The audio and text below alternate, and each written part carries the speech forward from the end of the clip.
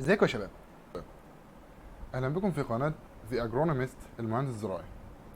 في الفيديو ده هنعرف ازاي نلغي كلمه سر الدخول للويندوز، وده طبعا شيء يعني غير مقبول، لان كلنا عارفين اول في كل مره الويندوز بيفتح فيها بيطلب مننا ان احنا ندخل كلمه سر، وده طبعا حاجه يعني ما ينفعش الواحد يستحملها اصلا، لان حاجه فعليا متعبه جدا وحاجه كده بتضايق اي حد فينا.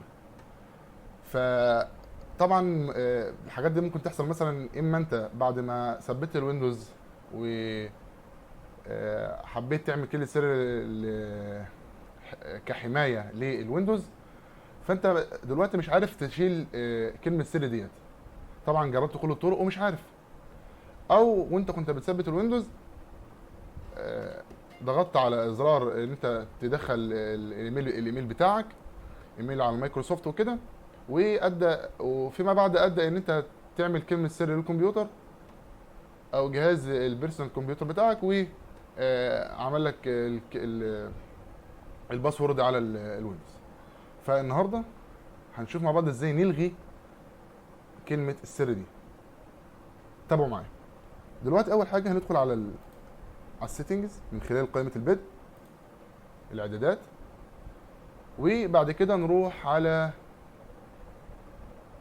الحسابات.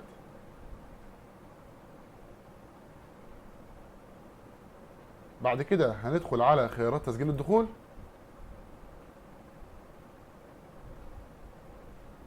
وهنعمل حاجتين مهمين جدا. اول حاجه هنروح على يلزم تسجيل الدخول الى ويندوز هيلو لحسابات مايكروسوفت. تمام، وهنضغط هنا، هنشيل كلمه هنضغط على تشغيل عشان نوقفه. فاحنا كده عملنا اول حاجه ايقاف تشغيل. وبعد كده بننزل تحت، بنروح على قائمه مطلوب تسجيل الدخول، هنغير عند تشغيل الكمبيوتر من وضع السكون وهنعمله مطلقا. الخيارين دول بنعملهم علشان نروح على امر احنا هنكتبه مع بعض، ونلاقي حاجه كده معينه لازم نفتحها، وهي هنكتب مع بعض حاجه معينه. هنكتب الامر اللي هو بيقول نت بال ويز. هنكتب مع بعض نت بالويز. طبعا انا كاتبه لك اهوت يعني عشان ما فيش حد يحس ان الامر علشان ما فيش حد طبعا يحس ان الامر صعب. كل الامور سهله جدا، فنقدر نعمل اي حاجه. طبعا نكتب نت بالويز في قائمه البحث اللي احنا عارفينها طبعا اهي. اكتب هنا البحث، هنكتب هنا. فالموضوع سهل جدا يا شباب، اوعوا تقلقوا منه.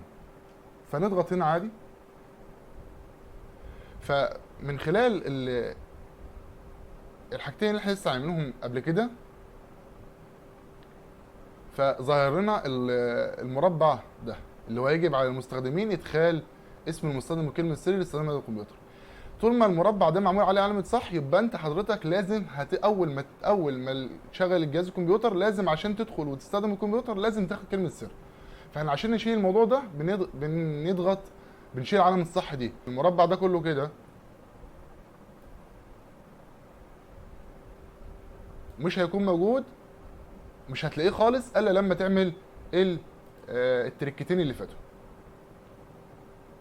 فانت فاول ما تعمل التريكتين اللي فاتوا بتكتب نت بالويز هنا من اكتب البحث، وبعد كده بتلاقي الحته اللي ظهرت بتشيلها عادي زي ما انت شايف كده قدامك. وبعد كده تتك تطبيق بيطلب منك كلمه السر اللي انت مدخلها، بتكتبها عادي.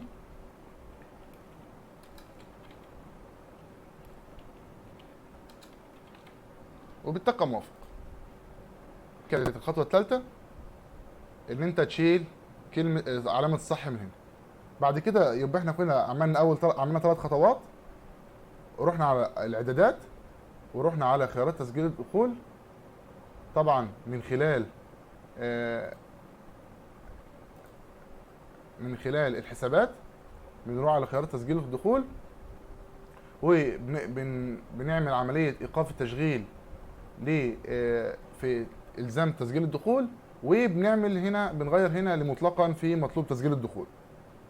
والخطوه الثالثه، ولو ما عملتش الخطوتين دول طبعا، الخطوتين كده لو ما عملتهمش عمرك ما تلاقي المربع ده كله زي ما احنا قلنا مع بعض.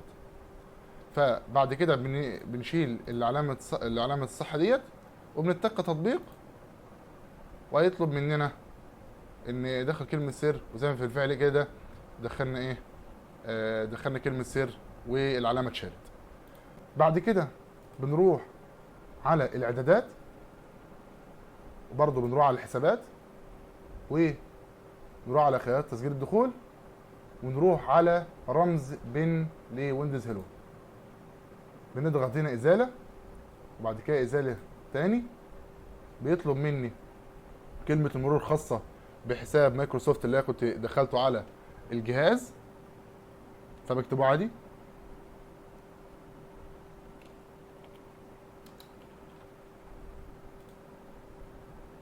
ويبقى كده هيتشال معايا عادي جدا. طبعا احنا كده برضو لسه بعد اللي احنا عملناها هيطلب مننا كلمة سر. ليه؟ لان لسه حسابنا موجود على الجهاز زي ما حضراتكم شايفين كده. في هنا زرار التغيير.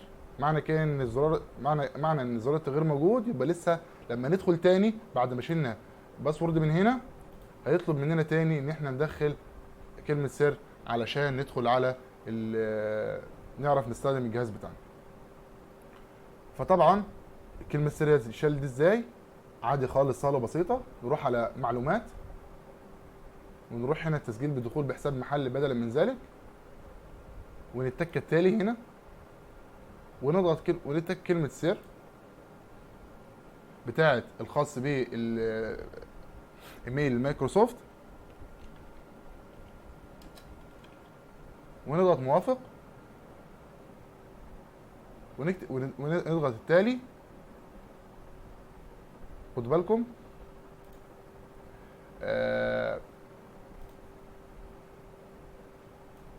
هنا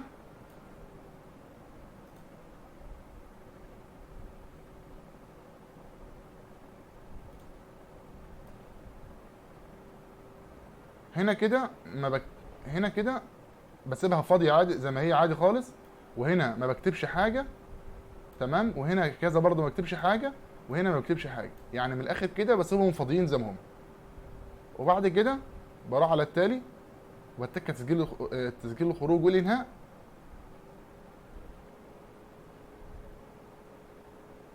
رجعت لكم تاني يا شباب بعد ما الجهاز عمل تسجيل الخروج والانهاء من